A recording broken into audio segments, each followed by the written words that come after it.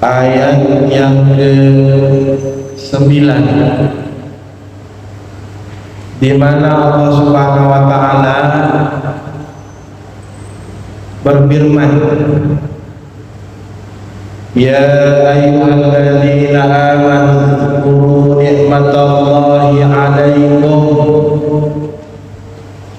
idh ja'akum junudun fa arsalna 'alaihim rihan wa junudan lam tarawha wa kana Allahu bima ta'maluna basir. Baca Pak. Baik, orang Allah yang diperlihatkan kepada kita datang kepada tentera-tentera, lalu kami berikan kepada mereka al-Qur'an dan tentera yang tidak dapat bersenjata, dan Allah adalah Allah mengamankan akan apa yang terjadi. Ya. Jadi ayat ini di dalam surat Al-Ahzab ayat yang ke-9 ini menerangkan kepada kita tentang sebuah perperangan yang terjadi bersama Rasulullah dan pasukan kaum muslimin. Begitu banyak terjadi peperangan-peperangan yang telah dilakukan oleh Rasulullah sallallahu alaihi wasallam, dari mulai perang Badar, perang Uhud, kemudian setelah itu perang Khandaq.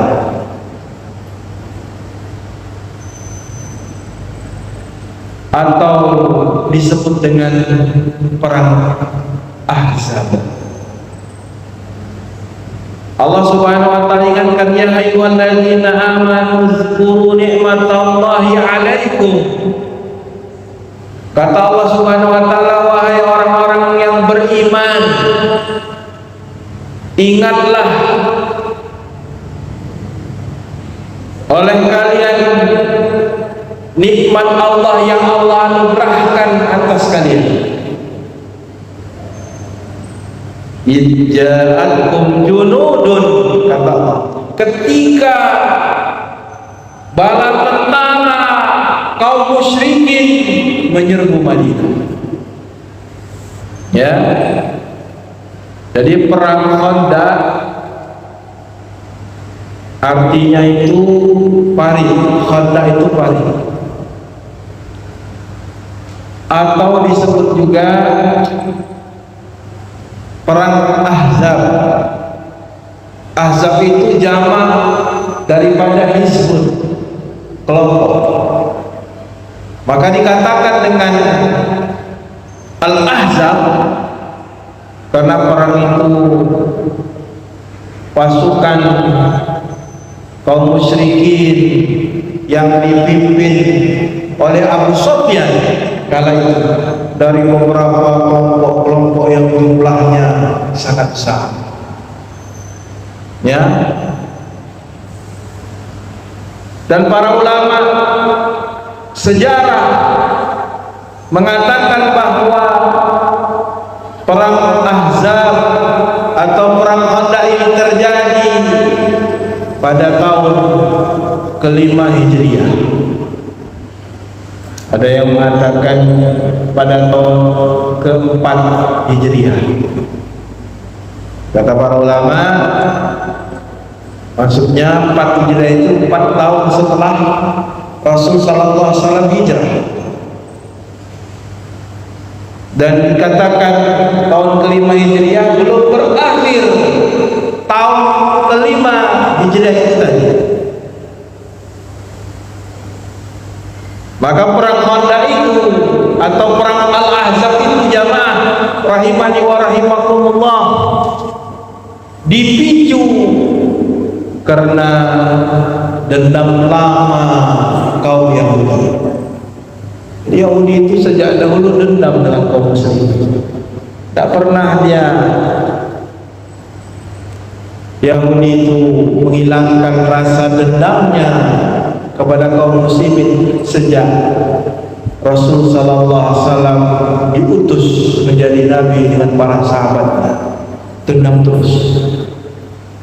Dan dendam yang paling besar kaum Yahudi kepada Rasulullah dan para sahabatnya serta kaum muslimin di Madinah kala itu adalah ikhwani fiddin, karena ketika terjadi peperangan Bani Nadir, mereka mengingkari janji dengan Rasulullah dan para sahabat. Orang Yahudi itu tidak pernah yang menepati janji.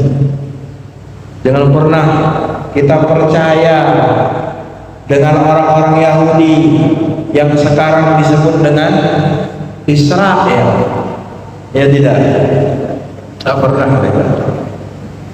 Ketika terjadi gencatan senjata, disepakati gencatan senjata, mereka masih terus membombardir Gaza. Berapa banyak kaum muslimin yang tewas ketika telah terjadi kesepakatan gencatan senjata baru-baru ini. Mereka ingkarinya.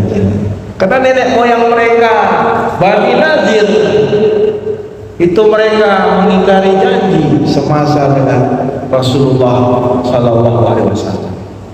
Akhirnya Rasul sallallahu alaihi wasallam mengusir mereka dari Madinah, sehingga mereka ada yang pergi ke Syam yang sekarang ini daerah Palestina, ada yang pergi ke Khaybar, Yahudi tadi. Pokoknya diusir oleh Nabi dari Madinah dan mereka dendam.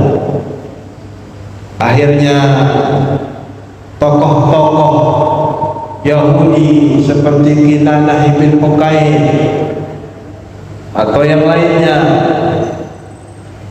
mereka mengunjungi Mekah.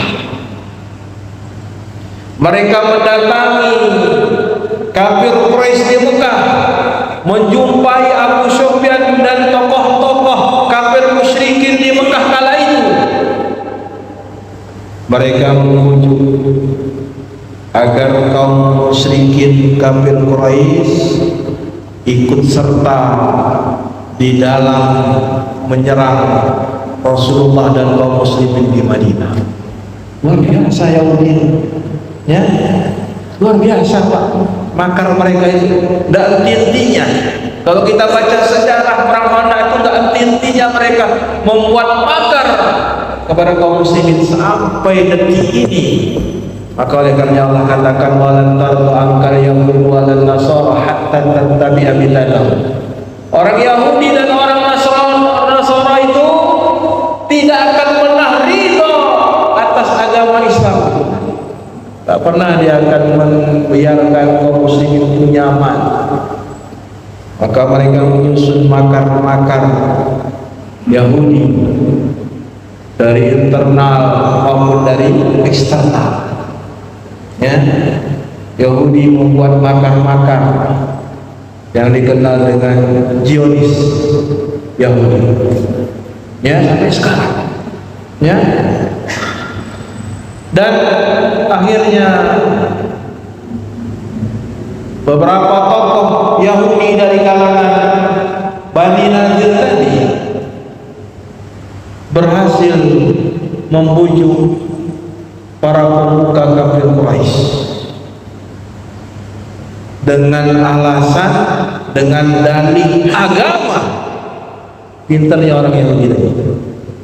Agama kalian itu benar. Agama kalian sebelum datang Rasulullah paling bagus. Maka Muhammad inilah biang kerok, ya, biang kerok dalam masalah urusan agama di antara kalian tadi. maka kita serang saja dia.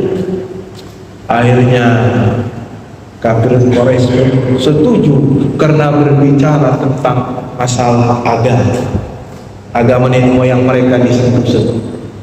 Ya, akhirnya mereka jor-joran memberikan jumlah pasukan yang begitu besar. Lepas daripada itu tokoh-tokoh Yahudi ini gak berhenti lagi. Dia pergi ke kabilah Ghatafan. Ya, Ghatafan, satu kabilah Arab. Dan Ghatafan ini, kabilah Ghatafan ini kabilah yang mata duitan. Dia nggak peduli dengan agama apa. Ya, yang ada di kabilah Ghatafan ini adalah materialistik, sehingga Yahudi masuk dari segi harta tadi. Begitu hebatnya mereka dalam diplomasi.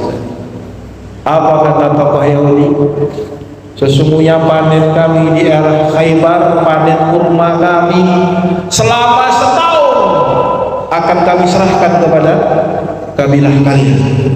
Kalau kalian mau ikut berperang bersama kami menyerang Muhammad dan kaum muslimin di Madinah. Luar biasa, Pak. Akhirnya disambutlah, karena dikasih iming-iming, diberikan panen kurma selama setahun untuk mereka ketika mereka mau menyerang kaum muslimin di Madinah. Akhirnya pasukan kaum muslimin bersekutu dengan Yahudi, dengan kabilah Ghatafan al-Arabiyah ini tadi, sehingga jumlah pasukan sekutu musyrikin itu mencapai 10.000 pasukan. Luar biasa, Pak. Gak tanggung-tanggung mereka kalau menyerang kaum muslimin. Jangan antum anggap cilik-cilik mereka. Kita baru bisa merobohkan, kabar terakhir saya dengar 100 tank Yahudi dihancurkan. Tapi berapa kaum muslimin yang mereka bunuh? 100 tank sedikit itu. Tapi anak-anak kecil, ya, ibu-ibu, saudara-saudara kita kaum muslimin sana ribuan tewas disebabkan serangan Yahudi tersebut. Laknatullah alaihi. Jamaah, jangan anggap mereka itu tidak berbahaya. Mereka itu sangat berbahaya dan licik untuk menghabiskan kaum muslimin. Akhirnya ketika mereka merasa punya sekutu yang besar, mereka pun berazam kuat untuk menghancurkan kaum muslimin di Madinah. Akhirnya jamaah rahimani Allah, kabar itu terdengar oleh Rasulullah SAW.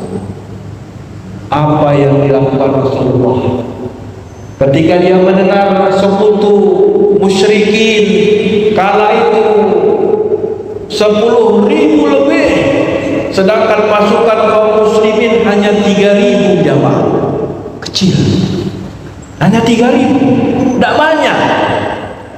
Ya, akhirnya Rasulullah SAW, terbiasa Rasulullah ketika tidak ada wahyu dari Allah, tidak ada wahyu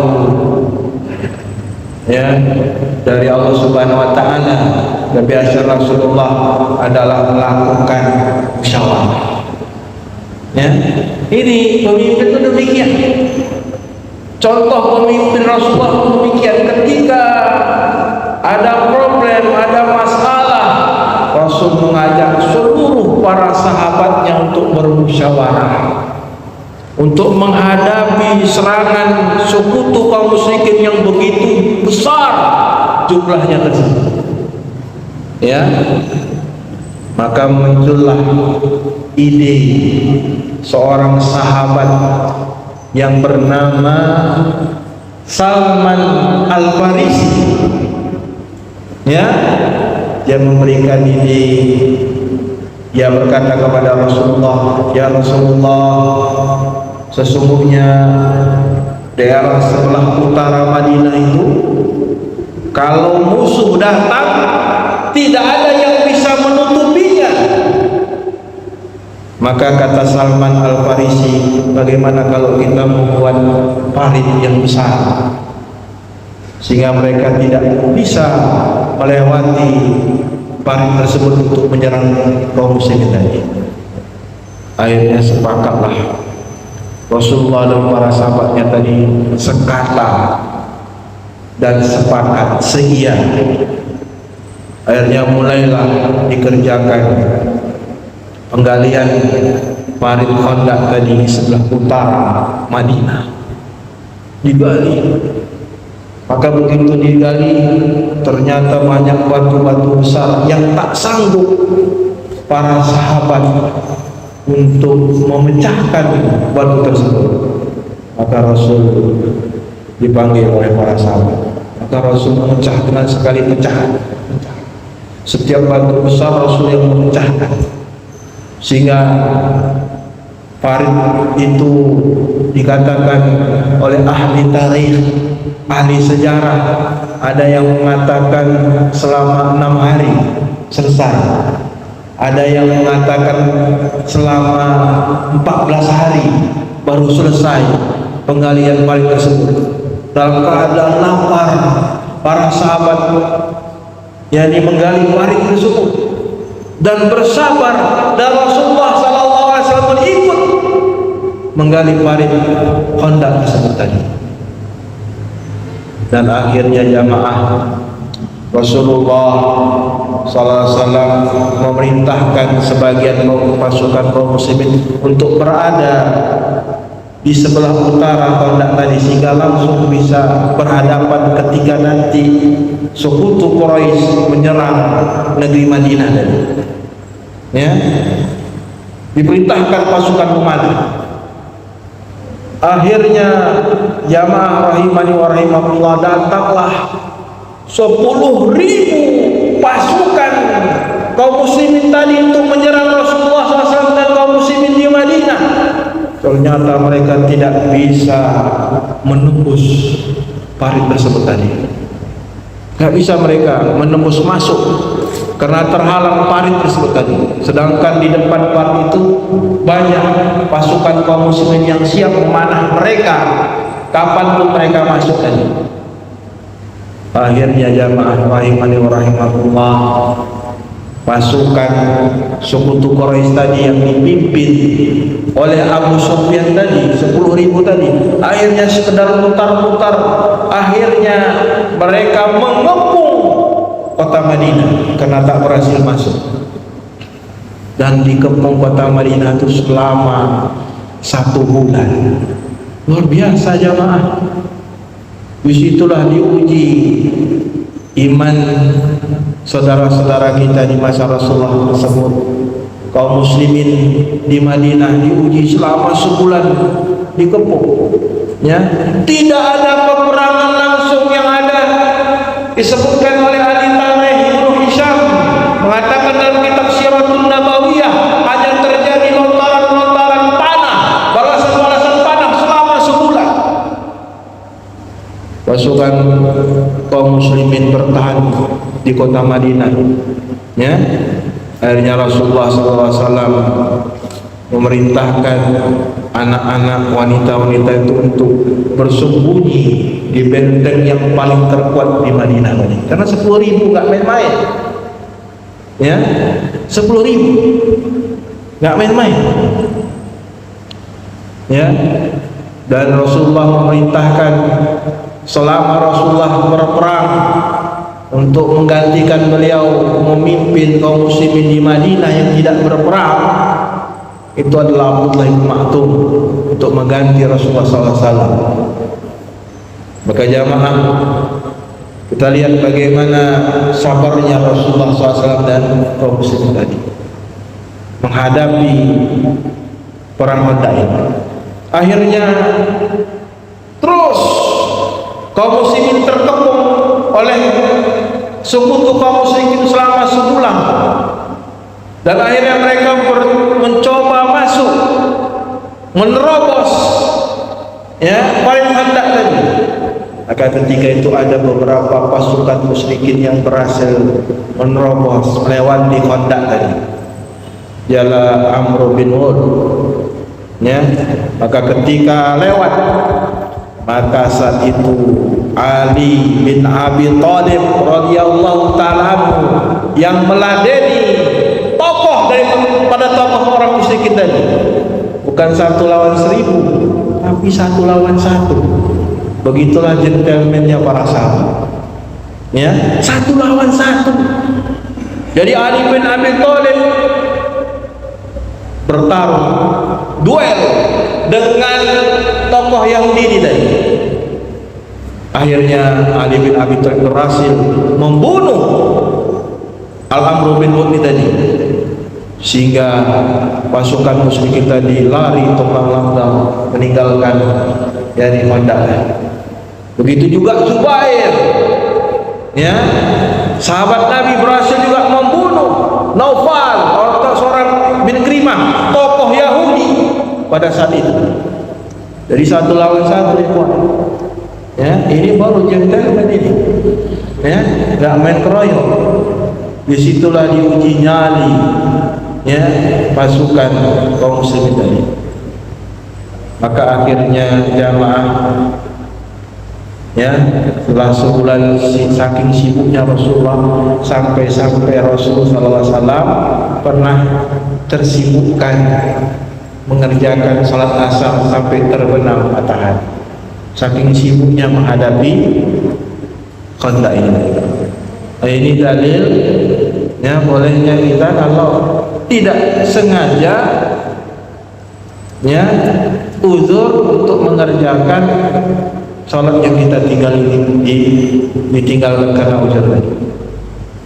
Akhirnya Allah Subhanahu wa taala berikan pertolongan di dalam surat Al-Ahzab ayat 9 ini tadi. Kata Allah, "Arsalna 'alaihim rihan." Kemudian Allah Subhanahu wa taala berikan angin topan, ya, tentara-tentaranya Allah diberikan angin topan, sehingga kaum musyrikin yang jumlahnya 10.000 itu terporak-poranda dengan angin topan tersebut.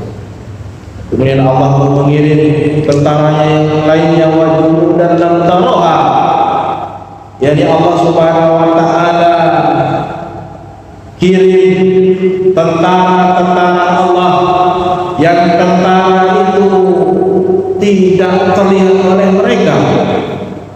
Ini, ya, tiba-tiba orang musyrikin udah mati aja.